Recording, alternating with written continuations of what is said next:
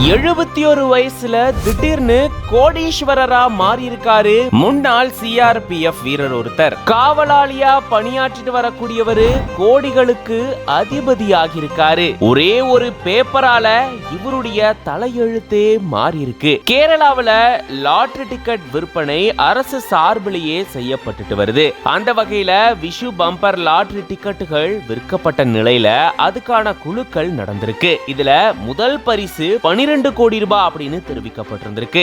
ஆலப்புழால விற்கப்பட்ட ஒரு லாட்டரி டிக்கெட்டுக்கு தான் இந்த 12 கோடி ரூபாய் பரிசு தொகை விழுந்ததா சொல்லப்பட்டிருந்தது. அந்த அதிர்ஷ்டசாலி யாரு அப்படின்னு தேடல் தொடங்கின நிலையில தான் அவரு ஆலப்புழா பக்கத்துல இருக்கக்கூடிய பழவீடு அப்படின்ற பகுதியை சேர்ந்த 71 வயதான விஸ்வம்பரன் அப்படின்றவரு. இவரு முன்னாள் சிஆர்பிஎஃப் வீரரா இருந்திருக்காரு. ஆலப்புழால ஒரு தனியார் நிறுவனத்துல இப்போ காவலாளியாகவும் வேலை செஞ்சுட்டு வந்திருக்காரு. இவர் வாங்கின ஒரே ஒரு லாட்டரி சீட்டு இவருடைய வாழ்க்கையவே புரட்டி போட்டிருக்கு. அதாவது இந்த லாட்டரி டிக்கெட் குழுக்கள்ல இவர் ஜெயிச்சதன் மூலமா 12 கோடி ரூபாய் பரிசு தொகை இவருக்கு கிடைச்சிருந்திருக்கு. ஒரே நாள்ல இவருடைய வாழ்க்கை ஓஹோன்னு மாறி இருக்கு. இத பத்தி நீங்க என்ன நினைக்கிறீங்க அப்படின்றத கமெண்ட்ஸ்ல சொல்லுங்க.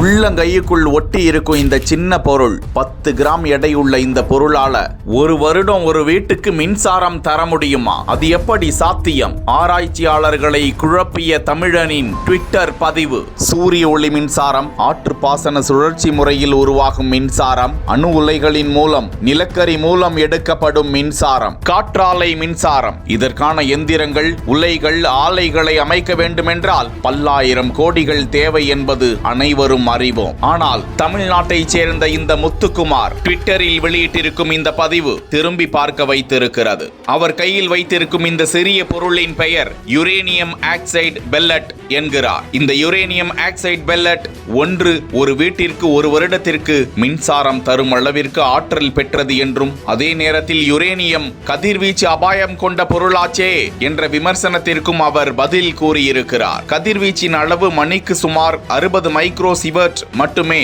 ஆனால் இந்த யுரேனியம் அவ்வளவு அதிகமானது இல்லை. மேலும் ஒரு காகிதம் அல்லது கையுறை கதிர்வீச்சு பாதுகாப்புக்கு போதுமானது என்றும், இதை கொண்டு கதிர்வீச்சை தவிர்த்து விடலாம் என்றும் பதிவை வெளியிட்டிருக்கிறார். அந்த பதிவிலும் அவர் ஒரு கையுறையை அணிந்திருக்கிறார். அது ஆல்பா கதிர்வீச்சில் இருந்து பாதுகாப்புக்கு போதுமானது என்றும், இந்த பெல்லட் செறிவூட்டப்பட்ட பிறகு ஆபத்தான காமா கதிர்வீச்சை வெளியிடும் ஆபத்தை கொண்டு உள்ளது என்றும் அவர் சுட்டிக்காட்டியிருக்கிறார். மேலும் முத்துக்குமார் ஸ்வீடன் அணு எரிபொருள் மற்றும் கழிவு மேலாண்மையில் உலகின் முன்னோடி நாடுகளில் ஒன்றாக இருக்கிறது. அங்கு ஒவ்வொரு மின்சார நிறுவனமும் தாங்கள் விற்பனை செய்யும் ஒவ்வொரு கிலோவாட்டிற்கும் சிறிய தொகையை செலுத்த வேண்டும். இதன் மூலம் ஆராய்ச்சிக்காக இன்று பல பில்லியன் குரோனர்கள் சேகரிக்கப்படுகிறது என்றும் தகவலை வெளியிட்டிருக்கிறார். முத்துக்குமார் ஸ்வீடனில் உள்ள மிகவும் பெரிய மற்றும் மதிப்பிற்குரிய தொழில்நுட்ப பல்கலைக்கழகமான KTH யூனிவர்சிட்டியில் படித்து வருகிறார் என்பது